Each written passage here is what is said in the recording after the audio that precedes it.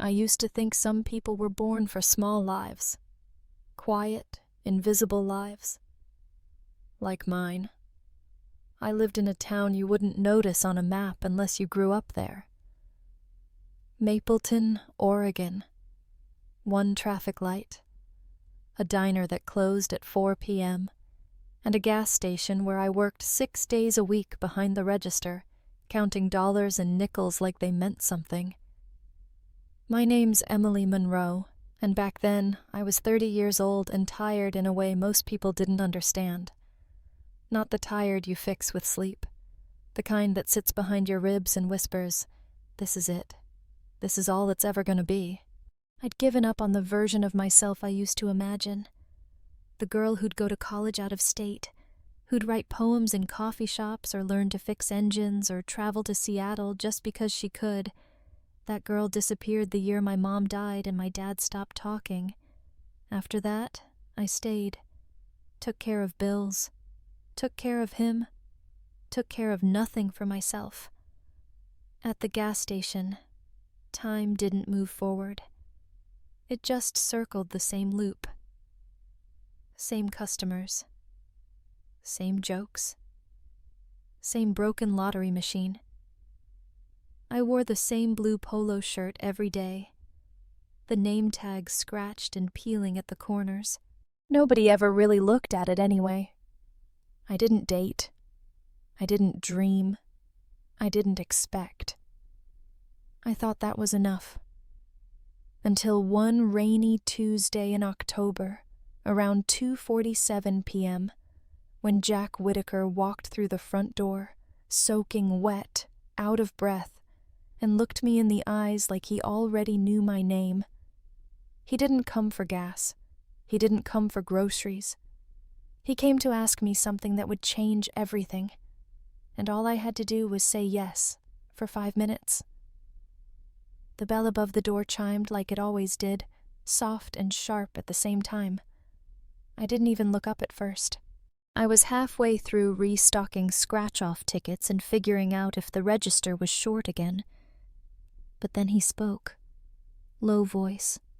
Calm, but with a strange kind of pressure underneath. "I need your help. Just 5 minutes." I looked up. He was drenched. Not the kind of wet you get from walking through a drizzle. The kind where your collar sticks to your skin, your sleeves drip on the floor, and your hair's plastered to your forehead like the day's trying to drown you. He looked like a man in a hurry, but not from weather. From something behind him. "Sorry?" I said. "I'll pay you $200, right now, if you pretend to be my girlfriend." I blinked. For a second I thought he was trying to be funny, but there wasn't a trace of humor in his face. "Your girlfriend. Just for 5 minutes, please." He glanced over his shoulder. A silver sedan had pulled into the parking lot. A woman stepped out. Hair tied up tight, sharp suit, sunglasses even in the rain. "She can't see me alone," he said. "She's my mother, and she's here to drag me to a lunch with the woman she wants me to marry." That's when I realized he wasn't crazy. He was desperate. If she sees me with someone, she backs off. She doesn't make a scene. I just need 5 minutes. You can say nothing, or talk, whatever feels real. I looked down at my faded polo shirt, oil-stained jeans, the Band-Aid on my knuckle from opening a busted soda crate. I looked nothing like someone a man like him would date. "I'm not—" "You're perfect," he said, too fast. "Because you're not her." Then he pulled out his wallet. 2 crisp $100 bills. No hesitation. Outside, the woman was halfway to the door. I don't know what made me nod. Maybe it was the rain. Maybe it was the wildness in his eyes. Maybe it was because, for the first time in years, someone looked at me like I could change the outcome of something. "What's your name?" I asked, standing. "Jack," he said, smoothing his hair back with a shaking hand. "Jack Whitaker." I walked around the counter and stood beside him. His hand brushed mine as he took it. It was warm. "I'm Emily," I whispered. "Let's make it look real." He took my hand like it wasn't the first time, like we already knew how this worked, like we were something. And I let him. It wasn't the money. I told myself it was, at first, that $200 could cover half the heating bill I was 2 weeks behind on. But the truth was, I could have said no. I should have. Because I wasn't someone who did things like this. I didn't invite chaos into my life. I kept my head down, clocked in, paid what I could, and tried not to be noticed. But when his hand wrapped around mine, and we turned to face the door together, I didn't feel like a background character anymore. I felt central. Like maybe, for 5 minutes, I was the one the story turned around. His mother walked in. Her heels clicked like threats against the tile. She didn't look around the store, just straight at him, and then at me. She was one of those women who could shrink a person with a single glance. Her mouth didn't move at first, just her eyebrows, lifting slightly, like she'd smelled something sour and was trying to place it. Jack didn't flinch. His grip on my hand tightened just enough to say, "Don't go." "Mom," he said calmly, "this is Emily." I smiled, small, awkward. "Hi." She looked at our hands, then my clothes, then back at him. "So," she said, dragging the word like a blade, "this is the reason you missed the luncheon with Claire." Claire. Of course there was a Claire. "Emily's special," Jack said. That's when I felt it. The shift. The way he looked at me. Not like someone acting, but like someone daring himself to believe his own lie. And maybe I did too. Because when she started talking again, asking questions in her cold, careful way, I found myself answering. Lightly, naturally. I said we met at the bookstore. That we both reached for the same copy of East of Eden. That he asked me to coffee and I said no. Twice. But he kept showing up, week after week. It was all made up. Every word. And it felt more alive than anything in my real life. When she left, cool nod, tight smile, I let go of his hand slowly. My palm tingled where he'd held me. "Thank you," he said. But I couldn't speak. Not yet. Because a tiny part of me, the part I thought had gone quiet forever, didn't want it to be over. 5 minutes. That's all he'd asked for. But those 5 minutes stayed with me, long after he left. Long after the bell above the door stopped ringing. Long after I realized I would have done it, even without the money. I told myself I wouldn't see him again. But 3 days later, Jack showed up at the gas station with a buttoned shirt, a nervous smile, and another impossible ask. "My mother invited us to dinner," he said. "She thinks we're together." I didn't correct her. I should have said no, but I didn't. So that night, I found myself in a dress I hadn't worn in years, sitting in a booth too fancy for someone like me, with my fork held like I was afraid to use it wrong. The restaurant was downtown, all brick walls and chandeliers, the kind of place where the butter comes shaped like roses and the silence isn't awkward. It's expensive. Jack sat beside me. His knee brushed mine under the table like a grounding wire. Across from us was his mother, back ramrod straight, mouth pursed like someone who'd mastered the art of disappointment. And next to her, Claire, the ex-fiancée. Beautiful in that polished legacy money way. hair tucked behind one ear, gold bracelet shining when she lifted her wine glass. She looked at me like I was an interruption. I wanted to disappear.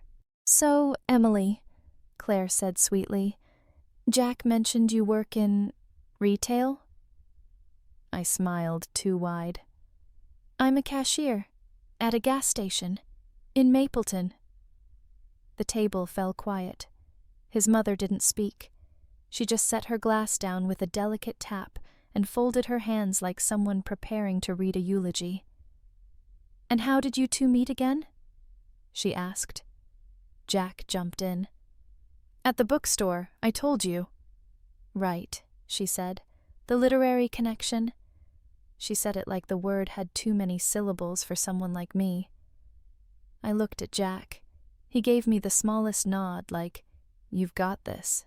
So I spoke. "He was reading Vonnegut. I made fun of him.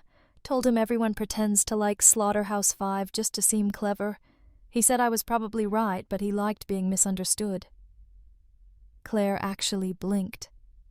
For a second, it felt like I belonged at that table. Not because I was good at pretending, but because something in Jack's face said this version of the story was better than the truth ever was. He reached for my hand under the table. I let him. His thumb brushed the back of mine once. It wasn't for show. No one could see. And that scared me more than anything else, because I wasn't acting anymore. Not really. The appetizer hadn't even hit the table before the questions started sharpening. Jack's mother, Marilyn Whittaker, had this way of asking things that didn't sound like questions, more like tests, as if she was just waiting for me to trip on my own lie. "So, Emily, do your parents still live in Mapleton?" I stirred my water with the straw. "My mom passed a few years ago. My dad's still there. We don't talk much." She nodded slowly. "And your education?" "Didn't finish college," I said, honest for once. "Life got busy." Claire arched an eyebrow but stayed silent, letting Marilyn lead. "And your faith?" Marilyn continued. "Jack was raised Episcopalian, attended St. Luke's for years. Do you?" I didn't blink. "That's actually where we met. I was visiting my aunt. She sings in the choir at St. Luke's." Jack turned his head, surprised, but covered it with a sip of wine. "Oh?" Marilyn said. "Yeah, it was raining. I didn't have an umbrella. He offered to share his after the service." "How romantic," Claire chimed in, though her tone said otherwise.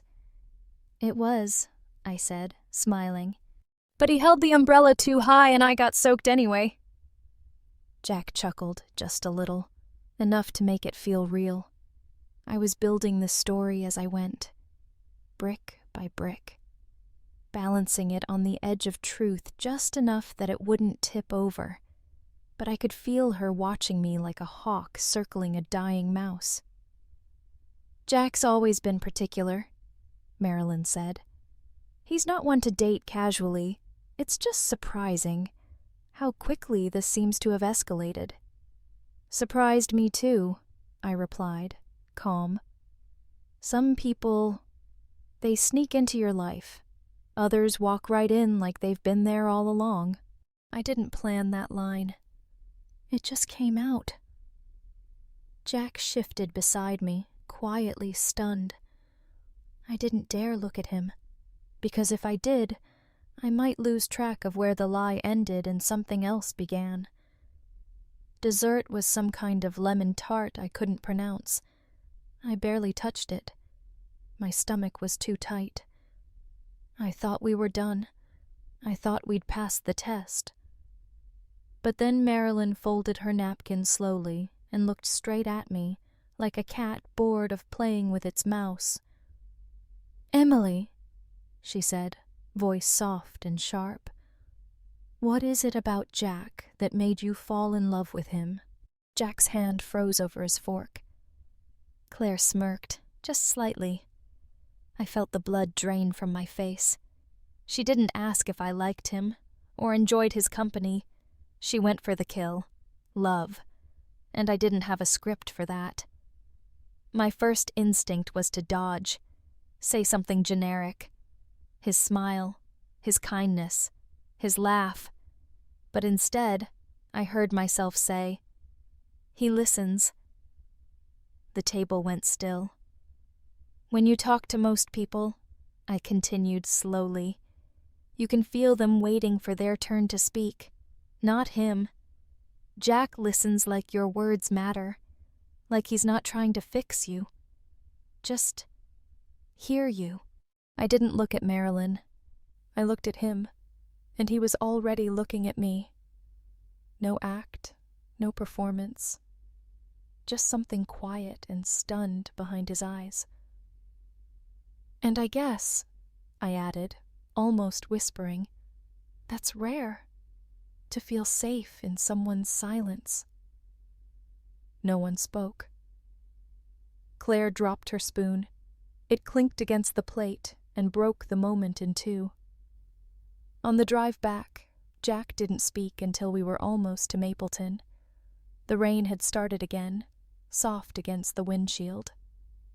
"That wasn't part of the story," he finally said. "No," I replied. "It wasn't." We pulled into the parking lot behind the gas station. I unbuckled my seatbelt but didn't open the door yet. "You didn't have to say it like that," he said. "I didn't mean to," I whispered. He nodded, hands still on the wheel, eyes still forward. But then he said it, low, like it cost him something. "It felt real." I didn't answer, because for a second there, it was. That night, after Jack dropped me off, I didn't go straight upstairs. I stayed in my car, windows fogging, watching the empty parking lot like it might give me answers. The silence after that dinner felt louder than the dinner itself. I wasn't shaking because I was cold. I was shaking because I had said something true in a room full of lies. And worse, I'd said it to a man who wasn't mine. I leaned my forehead against the steering wheel and exhaled. Not because I regretted it, but because it left something open I wasn't ready to name. Growing up, I'd always figured love would be this dramatic thing.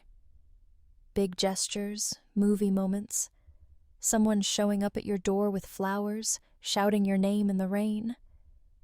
But real life was smaller than that. In my world, love was a second thought, something that happened to other girls, the ones with better hair, cleaner clothes, straighter teeth, and less baggage. I wasn't bitter, just used to being skipped over.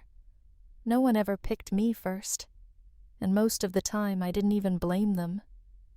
So when Jack looked at me like that, when he didn't flinch or fake it, when he just saw me, something cracked open in a part of me I thought had long gone quiet. It wasn't about wanting to be loved. It was about finally realizing I'd never actually been seen. Not really. And now, with just a few words at a table that wasn't mine, I'd let something slip through the cracks. Something honest. Maybe I was good at pretending. Maybe I could smile on cue and hold hands like I meant it. But I couldn't fake the hollow I felt when he let go. That's when I admitted it to myself. Not out loud, not to anyone. Just in the quiet of my car, where no one could hear. I've never been in love. I've never even been close. I don't know what it's supposed to feel like, but I think I'm starting to. I closed my eyes. I didn't cry. I just let myself feel the ache, because for the first time in years, something in me wanted more, and that terrified me. A few days later, Jack asked if I wanted to walk. Not go anywhere, just walk. Down the side street behind the diner, past the empty baseball field and the church with the broken bell that never rang on time. It was just after sunset. The sky looked like it was holding its breath. He kept his hands in his coat pockets. I kept mine tucked in the sleeves of my sweater. We talked about nothing at first, whether the price of gas, a kid in his class who'd turned in an essay about aliens running the school board. Then he got quiet. "You ever have someone who wrecked you?" he asked. "Like in love, I mean." I stopped walking. It wasn't the question I expected. He looked at me, open, honest, waiting. "No," I said. "No one's ever gotten close enough to wreck me." He tilted his head. "Not even once?" I shrugged. "I've never really dated. I mean, there were crushes in high school. One guy kissed me at a New Year's party in 11th grade, and I panicked and spilled punch on his shoes. But no, nothing real." His expression didn't shift. No surprise, no judgment, just listening. So I kept going. "And I've never slept with anyone either. Not because I'm waiting for some perfect person or some perfect moment. It just never happened." He nodded slowly. "You don't have to explain." "I'm not embarrassed," I said. "I used to think I should be, like I'd missed some rite of passage, but honestly, most days I was just trying to survive, paying bills, taking care of my dad, working double shifts. I didn't have time to fall apart for anyone." The breeze lifted a curl of hair from my cheek. He reached up, almost without thinking, and tucked it behind my ear. Not romantic, not showy, just gentle. "You're not behind," he said. I looked at him for a long time, because in that moment I didn't feel small, or broken, or like someone with a checklist of things she'd failed to do. I just felt known. We didn't hold hands. We didn't kiss. We kept walking until the stars came out, quiet like a secret we were still learning to tell. We sat on the curb outside an old hardware store that had closed years ago. The paint was chipped, the sign half missing.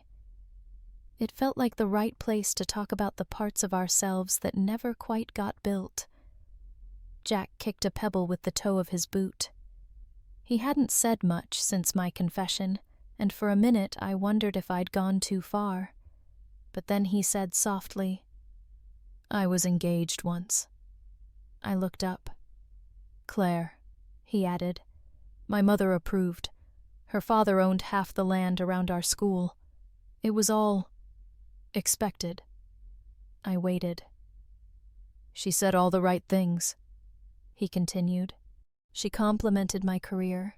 She laughed at my bad jokes. She even memorized the names of my students. But not once, not ever, did she ask what I wanted, just who I planned to be for everyone else." He let the words hang for a second, then exhaled. "Being with her felt like wearing a suit 2 sizes too small, polished on the outside, suffocating on the inside." I didn't speak. I just let the silence say, "I hear you." "You know the worst part?"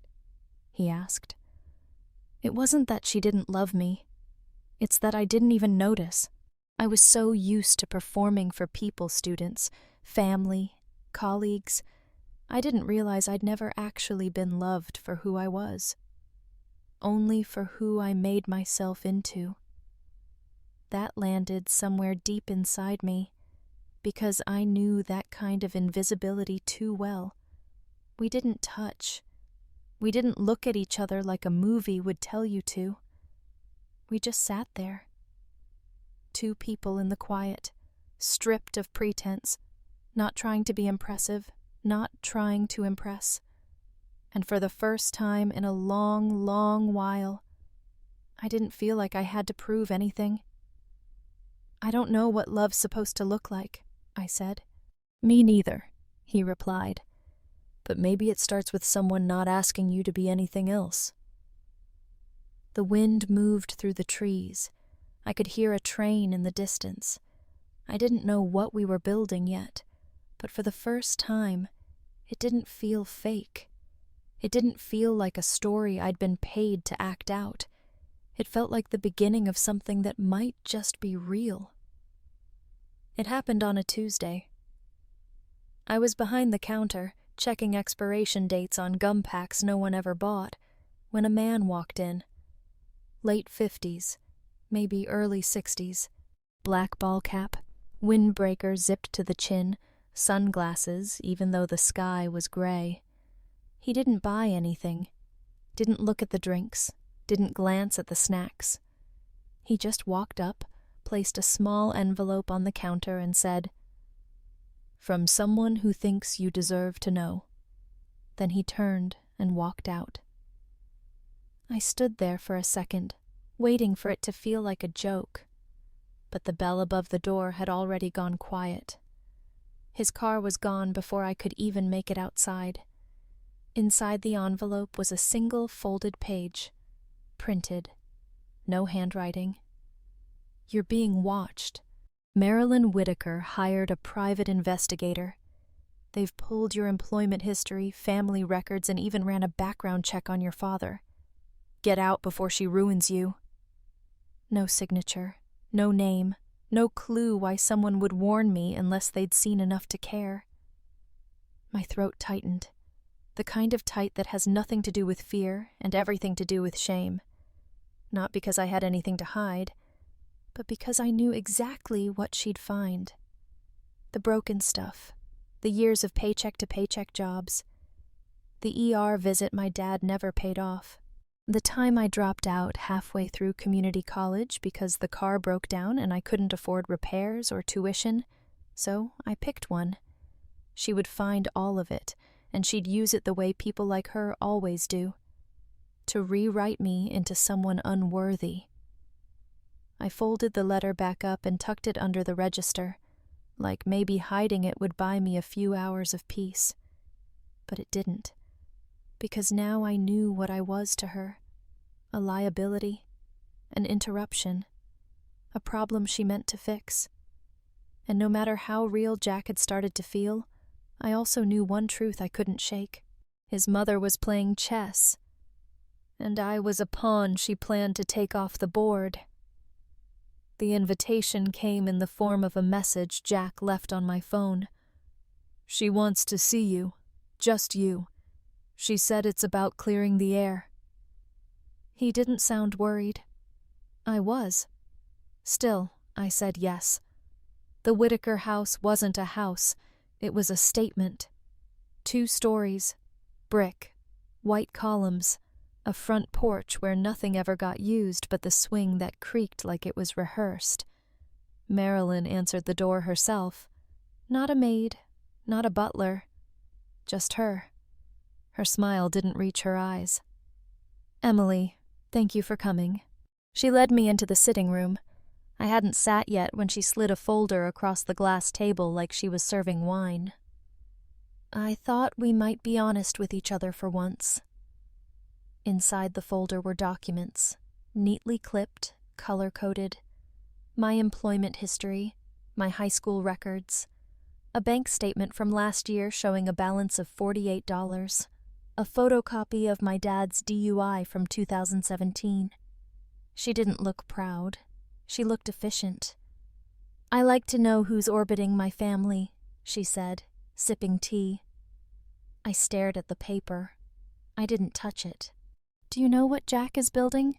she asked. "What his name carries. His father and I worked hard to keep this family clean, aligned, predictable." She leaned forward slightly, just enough for me to smell her perfume floral and cold. "You're not predictable, Emily. You're transitional."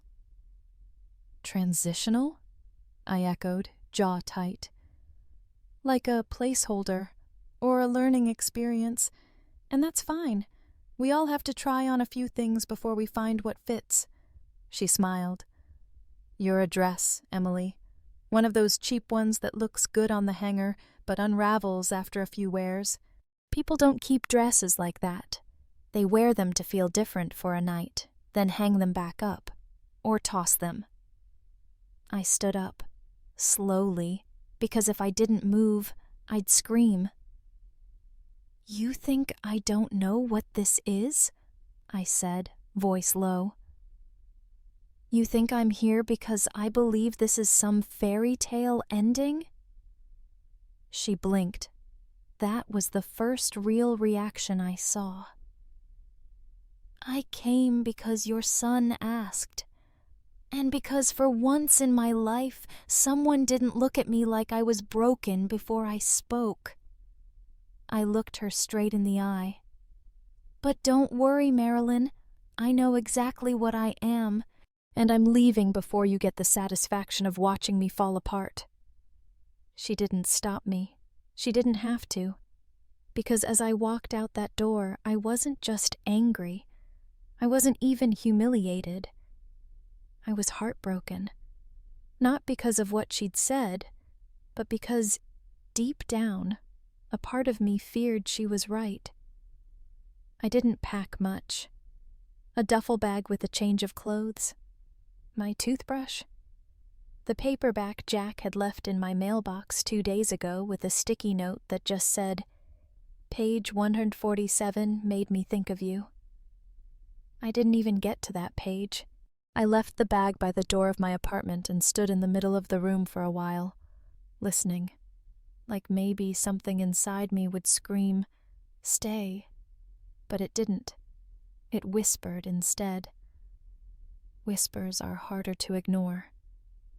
I didn't call Jack. I didn't text. I just disappeared. Not to punish him, not to make a point, but because I knew, deep down, if I saw his face, I'd stay. And I couldn't stay. Not when I was suddenly so aware of what I was not polished, not pre-approved, not enough. What Marilyn said shouldn't have mattered, but words like hers don't just sit on the surface. They find the cracks and crawl in. And somewhere between that thick envelope of my past and the way she said a dress someone wears once, something inside me folded in on itself. I told myself I was leaving to protect him. But maybe I was just scared of what I wanted. Because it wasn't a game anymore. Not a performance. Not some accidental role I stumbled into. I cared.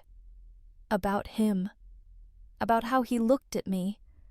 About how I felt when I was with him. Not small. Not ashamed. Not temporary. That was the worst part. Because when you finally taste what it's like to matter, walking away feels like self-betrayal. Still, I turned off my phone, slipped out before sunrise, didn't leave a note. Only one thing stayed behind. That paperback. Still open on the table. Page 147 marked with the sticky note. I didn't read it. I was too afraid it would say exactly what I needed to hear. The thing about returning to a small life is that it doesn't ask questions. It just takes you back. Quietly. Like nothing happened. 3 days after I left, I was back at the gas station. The same flickering light above pump 4. The same bell over the door that always rang a second too late. Same shift, same apron, same register drawer that never quite closed. I told Cheryl, the manager, I'd been sick. She didn't ask what kind. I scanned cans of soup and cartons of cigarettes, gave change with a smile that didn't touch anything beneath the skin. Nodded when people said, "Rough weather lately," like it was the only thing worth talking about. Inside, I was quieter than I'd ever been. Not numb, not angry, just still. Like my whole body had curled around the bruise of what I'd walked away from and decided not to touch it. I didn't think about Jack, except I did. All the time. The way he listened.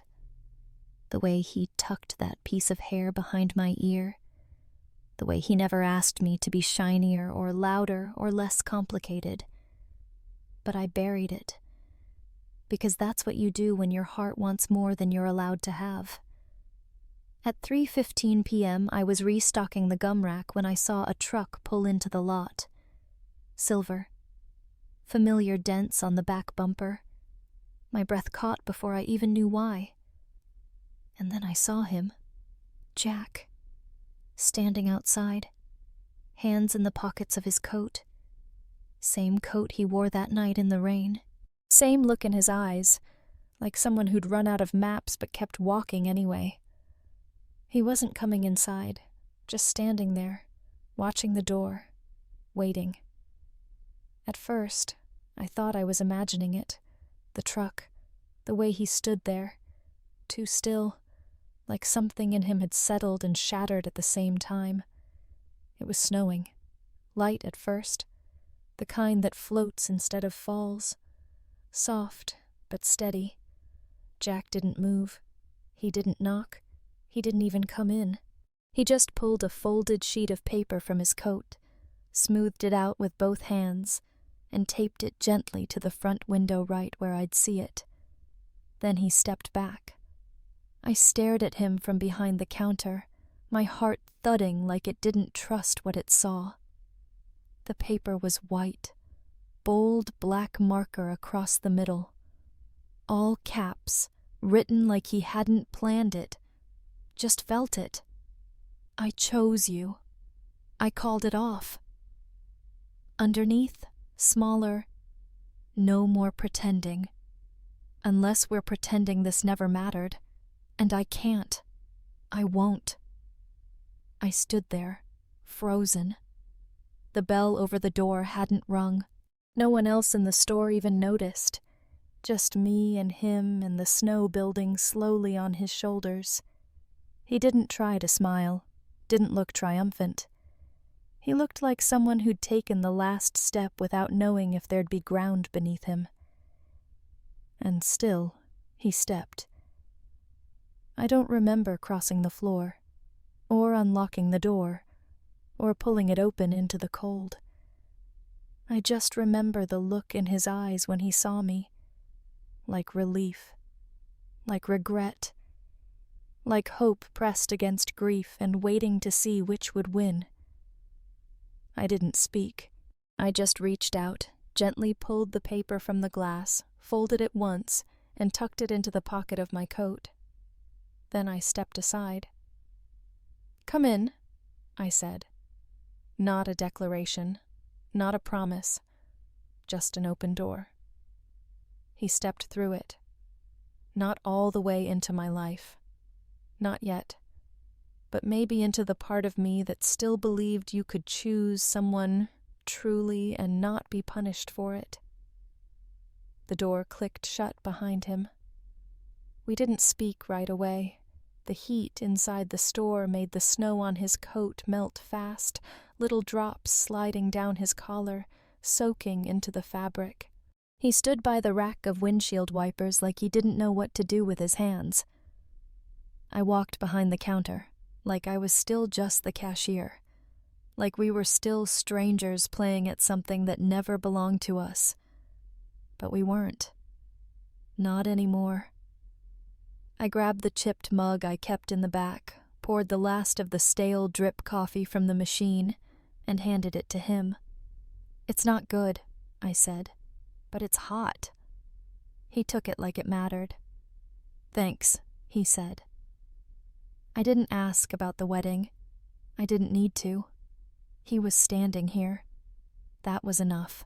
We sat on the 2 stools by the back window, the ones no one ever used unless they were waiting for a tow truck or avoiding going home. I picked at the seam of my sleeve. He sipped, winced. "Still better than the coffee at St. Luke's," he said, trying a half smile. "That place doesn't even have coffee," I replied. "Exactly." We both laughed, quiet but real. Then silence again. But not the kind that crushed, the kind that asked nothing of us, just held the space while we remembered how to breathe. I looked over at him, not as a role, not as a fantasy, just as a man, tired, brave, here. "Why'd you come?" I asked. He set the mug down carefully. "Because every version of my life that didn't have you in it felt hollow. And every second I let you believe you were anything less than chosen was a second I'll wish I could take back." I didn't cry. I didn't run to him.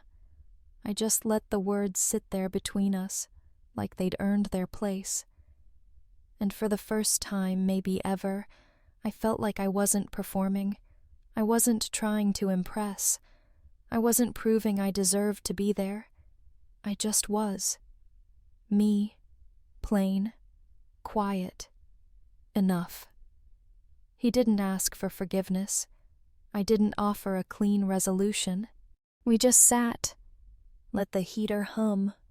Let the night fall. And when the silence came back around, it wasn't pretending either. We didn't move in together. Not officially. But one day turned into 3.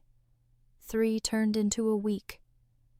And suddenly my toothbrush was next to his. My coat was on his hook.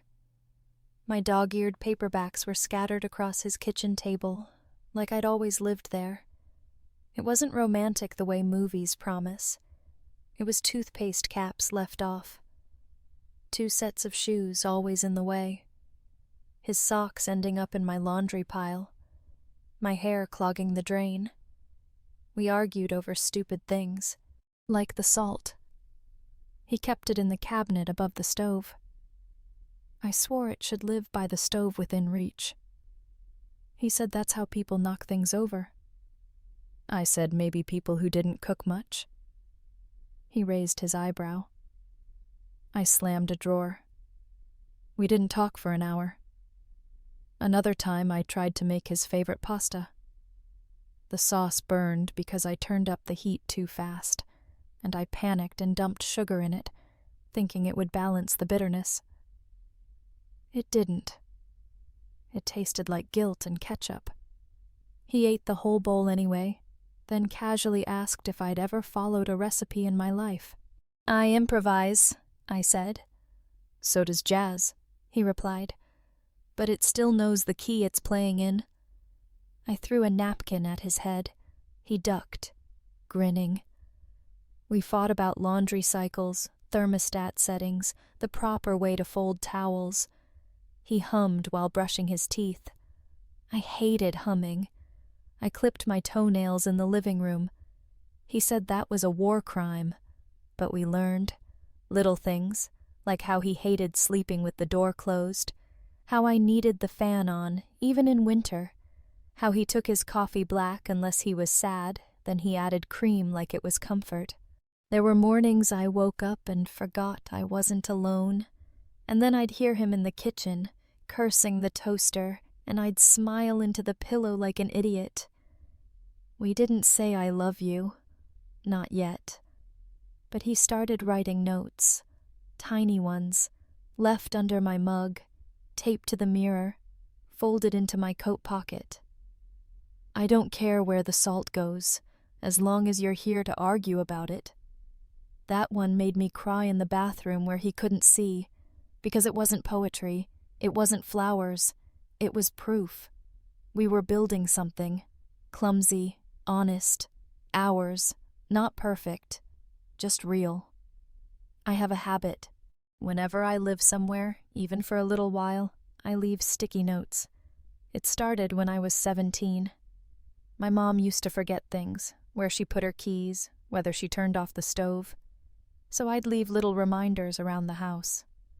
Soft yellow notes stuck on light switches, fridge doors, bathroom mirrors. She never asked me to. I just did. After she passed, I kept doing it. I didn't even notice, really. It became something my hands did without my head catching up. And in Jack's place, I started again. One on the fridge. Milk expires Friday. You always forget.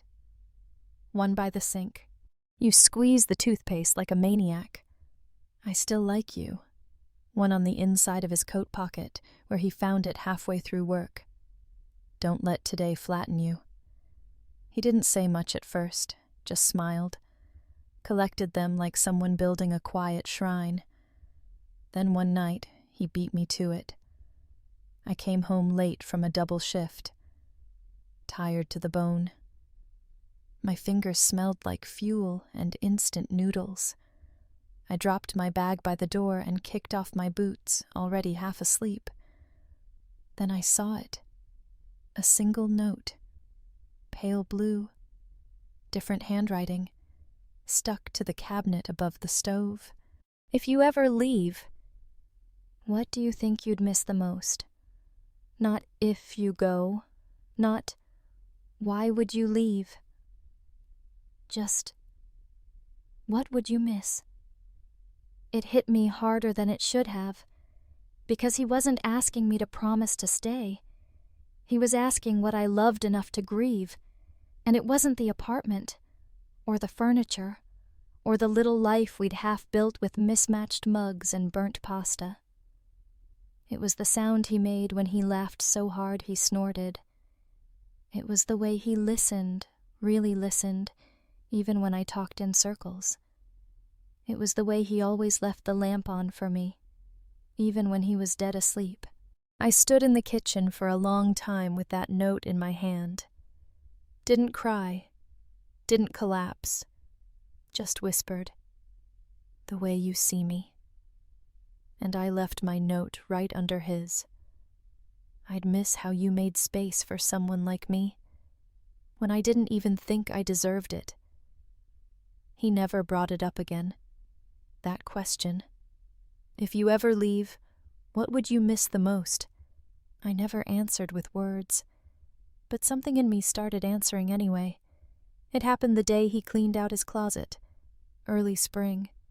Rain tapping the windows like fingers too polite to knock. He pulled out a stack of old clothes, laid them on the bed. "Time to donate," he said. "Stuff I don't wear, stuff that doesn't fit." I nodded, folding shirts into boxes while he sorted. Then I saw it. The soft blue Oxford, frayed collar, tiny stain near the hem from a wine spill he never fully got out. I remembered the night he wore it, awkward dinner, too much garlic bread, laughing so hard I had to fake a coughing fit. He tossed it toward the giveaway pile without thinking, but my hand caught it midair. He looked up, curious. "You still want that?" he asked. I didn't answer. I just smoothed the sleeve between my fingers, then set it aside, not in the pile. In my drawer. He didn't smile, didn't make a joke. Just looked at me. Really looked. And I knew he understood. Because sometimes we don't say "I love you" out loud. Sometimes we say it by keeping the thing that smells like someone's laugh, by slipping it into a drawer like a secret you don't want to lose. That night, he didn't ask why I kept it. He just brushed his hand against mine while passing the dish towel and let the moment land between us like a feather that didn't need explaining. Later, in bed, he turned toward me in the dark and didn't speak. And I didn't either. But I let his fingers rest just below my ribs, in the place where my breath lives, and I closed my eyes knowing. He knew. And I did too. Even if we hadn't said it yet. The envelope came on a Wednesday. No return address. No handwriting. Just one of those sleek white envelopes you only ever get from lawyers or people too rich to do confrontation in person. Jack found it on his windshield after work. Didn't even have to open it to know where it came from. But he opened it anyway, right there, in the garage office. I watched his face shift as he read, jaw clenched, one finger pressing the edge of the paper like he needed to ground himself. When he handed it to me, he didn't say a word. Inside, a formal letter from Whitaker & Sons Holdings, the real estate trust run by his mother's side of the family. The language was dressed up, but the message was sharp. Continued personal affiliation with Emily Price presents reputational risk and may lead to termination of financial support for operations under your name, including but not limited to lease agreement of garage property, access to shared client accounts, pending investments or future partnerships. Translation: choose her, and we take everything we gave you. Jack's garage, the one he built from scratch, the one his father left behind, wasn't technically his. Not fully. The land still had Whitaker ink on it. His mother never made a scene, never threw it in his face. Until now. She didn't want to destroy him. She wanted to starve him, make him bleed slowly enough that he'd crawl back before he collapsed. We sat in the back office while the lift out front whined and the smell of engine grease clung to the air. Jack held the letter in both hands like it might morph into something else if he stared long enough. "She's bluffing," I said. He didn't answer. "Jack, she's done this before. With Claire. With everything. You fold once, she keeps the pieces." Still nothing. "You said you chose me," I whispered. That made him look up. His eyes were tired. Not angry, not afraid, just worn. "I did," he said. "I do. But this isn't just about us. This place, this shop is all I've got that's mine. If I lose it, I'm not just losing a building. I'm losing everything I've worked for."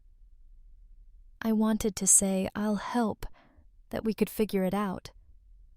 But I also knew what it meant to carry a man's dream when yours hadn't even had a chance to begin. He looked down again, folded the letter slowly, too carefully, like someone folding a flag after a funeral. And I knew. This wasn't a clean choice. This was a trap. And loving me might cost him more than he could afford to lose.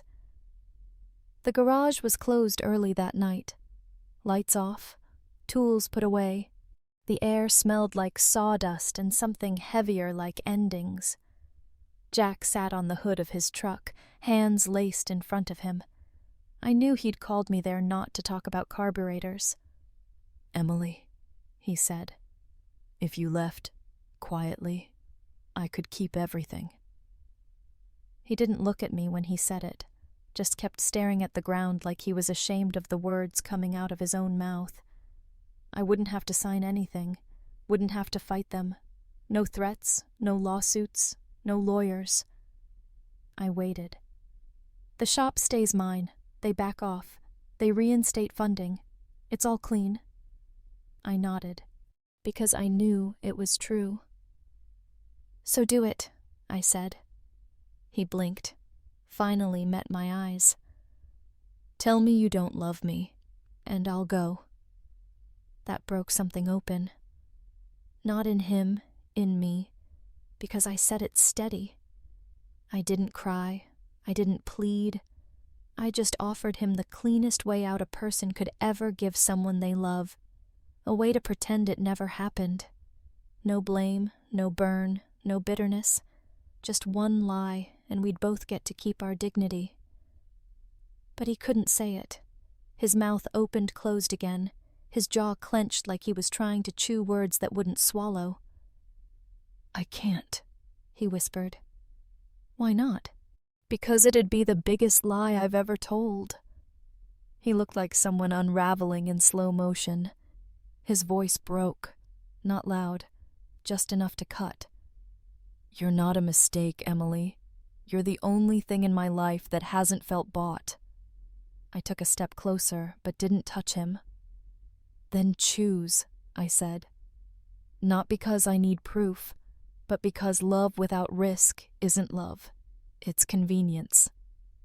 He nodded, barely. "And if I lose everything?" "Then we build something else," I said. from scratch, with both our names on the deed this time. He didn't answer. He just leaned forward, rested his forehead against mine.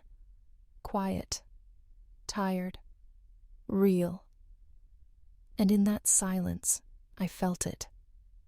Not a man choosing between a woman and his world, but a man finally admitting she was his world. He didn't say yes, didn't say no.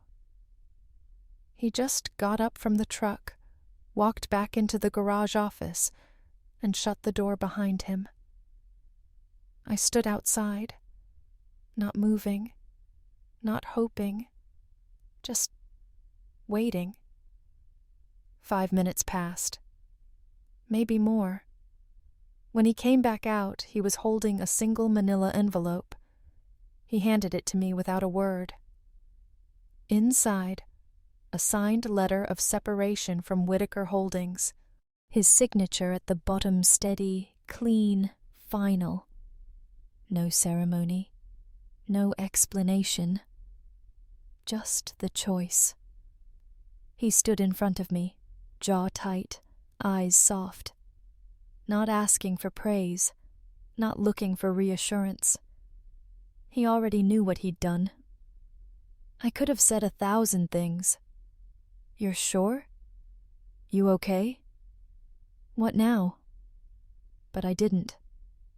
Because some things are too sacred to dress in words. I just stepped forward, not to kiss him, not to hold him, but to be with him in that exact moment where the pretending officially ended. And we stood like that. Two people with nothing left to bargain, nothing to prove. Just the full weight of what it means to say, I'm not going anywhere, even if everything else does. He reached into his back pocket, pulled out a folded sticky note creased, worn, my handwriting on it. If you break, I won't look away. He pressed it into my hand, closed my fingers around it. Then finally, he spoke. Neither will I. That was it. No declarations, no music swell, just two people standing together, completely seen, completely chosen, even if the rest of the world was about to fall apart. 1 year later, the garage sign looked different. The name was the same, Whitaker Auto and Repair, but the tagline underneath had changed, painted by hand in soft white letters. Run by heart, fixed by humans. Jack came up with it. Said it didn't matter how it sounded, just that it felt true. I told him it was corny. He said that's what made it perfect. The shop was smaller now. He'd given up the expansion, walked away from the investors, turned down 3 supplier contracts that came with too many strings. But somehow, business was better. People came in not just for the work, but for him, for the guy who fixed their cars and remembered their dogs' names, who let the high school kids hang around after hours and pretend they knew what a carburetor was, who added a beat-up couch in the waiting room and played jazz instead of pop radio, because real things take time. And me? I ran the tiny coffee counter next to the register. I called it Emily's break line half-joke, half-truth.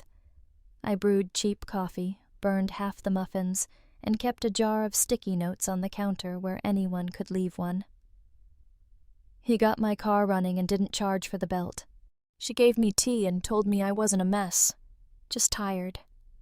Their love makes me believe maybe I'll find mine too. We didn't ask for those notes. People just left them. Maybe they recognized something in us. 2 people who didn't have it all figured out, but kept showing up, kept choosing, even on the hard days. Jack still forgot to replace the paper towels.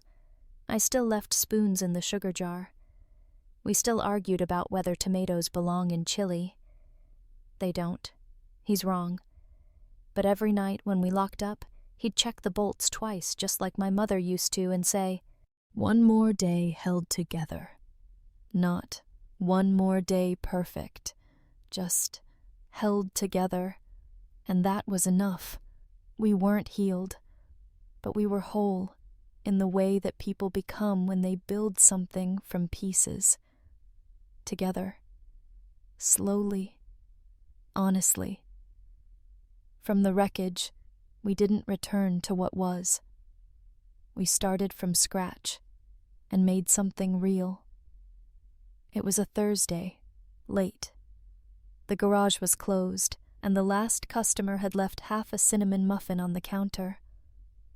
I was sweeping up near the front when Jack leaned against the doorway, arms crossed, watching me like he'd just remembered something important. "You do realize you're terrible at closing," he said. "I'm sweeping," I replied. "You missed the same spot 3 nights in a row." I looked up. "Maybe I like it messy." He smirked, walked over, took the broom from me and leaned it gently against the wall. Then, out of nowhere, he said, "You know I never bought a ring." Just like that. No build-up, no music, no spotlight, just us. I blinked. "Okay." "Not because I don't want to," he added quickly. Every time I went to, it felt wrong. Not wrong like, don't do this. Wrong like, trying to put something so real into a box that wasn't made for it." He ran a hand through his hair, nervous. "I love you, Emily.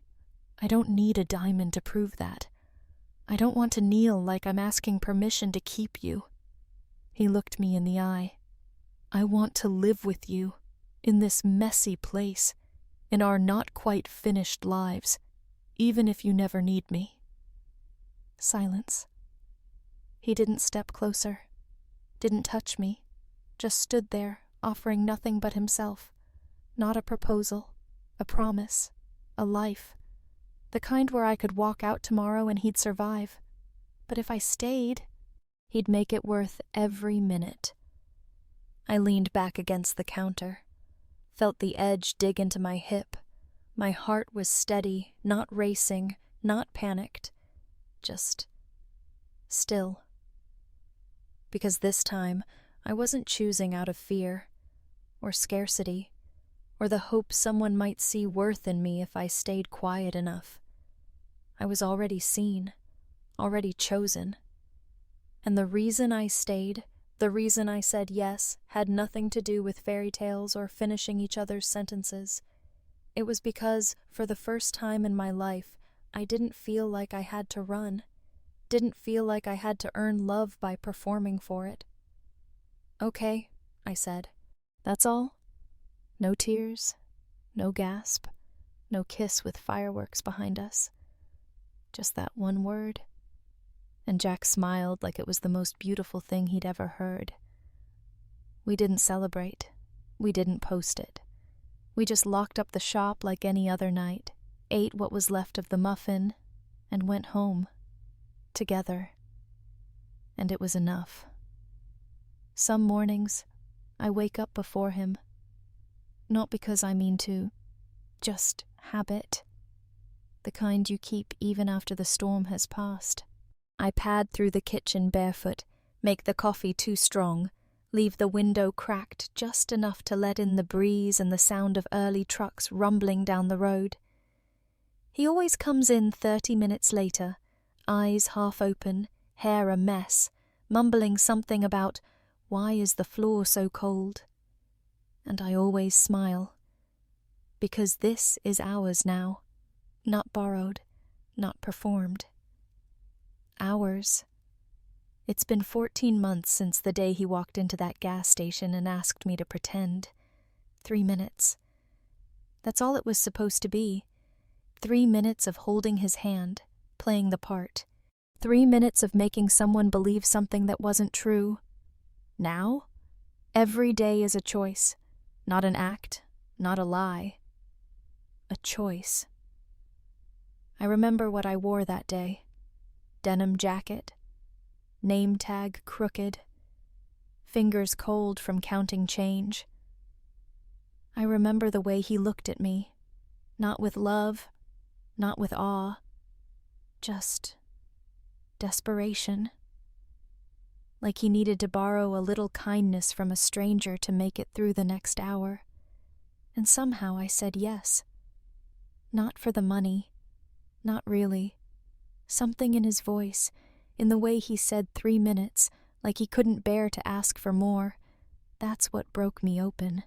And now some nights, when we close the garage together, keys rattling, radio still playing something from the 90s, I look at him and think, I would have given him forever, even then. He just didn't ask. But I'm glad he didn't. Because what we have now wasn't handed over in a deal. It was built, bit by bit, through salt arguments, burned dinners, and silent forgiveness. Not perfect, just earned. He still forgets to buy paper towels. I still leave socks all over the floor. Some days we barely speak. Some days we laugh so hard we choke on toast. But every morning, without fail, he pours my coffee first. And every night, before we fall asleep, he slides his hand under mine like he's still checking to make sure I'm really here. And I am. Not because he needs me, not because I owe him, but because I chose him again and again, and he keeps choosing me back. Today, as I locked the front door and turned off the last light, I caught my reflection in the window. Not the girl in the gas station, the woman who stayed, who stopped running. I turned to him. He was halfway down the stairs, flipping the sign to closed, and I whispered, "No more pretending."